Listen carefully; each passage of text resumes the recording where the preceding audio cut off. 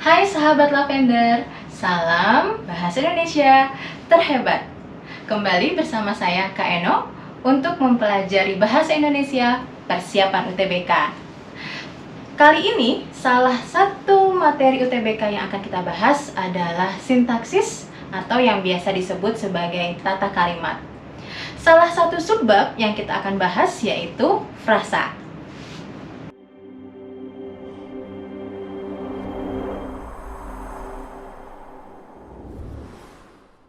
Mungkin di antara kalian ada yang pernah dengar apa itu frasa. Oke, akan saya jelaskan. Frasa adalah kelompok kata non-predikatif yang menempati suatu fungsi dalam kalimat. Adapun fungsi-fungsi dalam kalimat itu, kalau kalian tahu, terdiri dari subjek, predikat, objek, pelengkap, dan keterangan.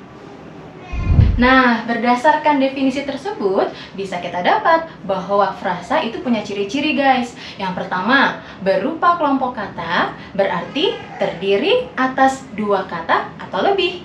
Yang kedua, tidak terdapat unsur predikat. Jadi, mau sepanjang apapun kata-katanya atau sebanyak apapun kata-katanya, tidak ada unsur predikatnya. Yang ketiga, menempati suatu fungsi dalam kalimat. Tentu, misalkan kelompok kata, dia akan menempati subjekkah, predikatkah, objektkah, keterangankah, atau pelengkapkah.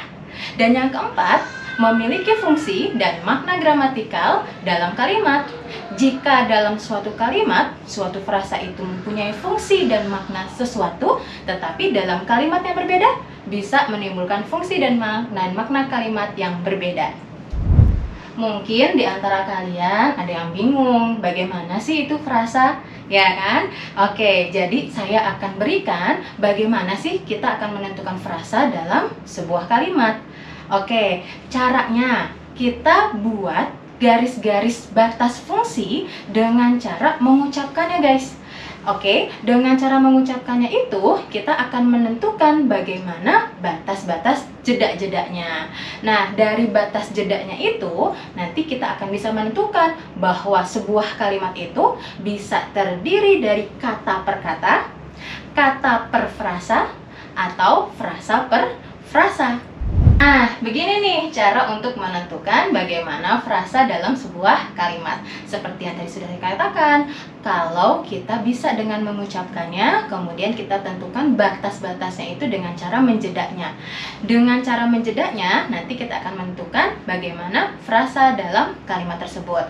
Oke, begini contohnya. Yang pertama, ayah bekerja di kantor. Oke, kita jeda ya. Ayah bekerja di kantor. Nah, didapat bahwa di kantor itu mempunyai kelompok kata karena terdiri dari dua kata, di kantor. Berarti kalimat ayah bekerja di kantor memiliki satu frasa. Yang kedua, ibu sedang memasak nasi goreng. Oke, kita buat jedanya lagi. Ibu sedang memasak nasi goreng. Didapat sedang memasak dan nasi goreng itu adalah kelompok kalimat. Jadi, ibu memasak nasi goreng, kalimat tersebut mempunyai dua frasa. Satu contoh kalimat lagi guys. Kakak saya akan menanam pohon keladi hitam di halaman rumah. Kita buat jedanya. Kakak saya akan menanam pohon keladi hitam di halaman rumah. Didapat kakak saya berupa frasa, akan menanam berupa frasa, pohon keladi hitam berupa frasa, di halaman rumah berupa frasa.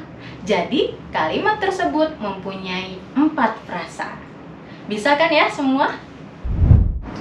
Nah, tadi kan di awal saya katakan bahwa frasa itu menempati suatu fungsi dalam kalimat.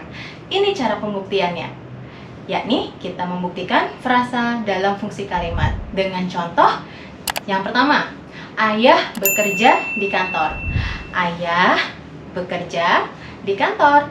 Ayah sebagai subjek, bekerja sebagai predikat, di kantor sebagai keterangan. Itu membuktikan bahwa frasa di kantor menempati fungsi keterangan. Contoh kalimat yang kedua, Ibu sedang memasak nasi goreng. Ibu sebagai subjek, sedang memasak sebagai predikat, nasi goreng sebagai objek. Kalimat tersebut membuktikan berarti sedang memasak menempati fungsi predikat, nasi goreng menempati fungsi objek. Dan contoh kalimat yang ketiga, kakak saya akan menanam pohon keladi hitam di halaman rumah. Kakak saya menempati subjek, akan menanam menempati predikat, pohon keladi hitam menempati objek, di halaman rumah menempati keterangan.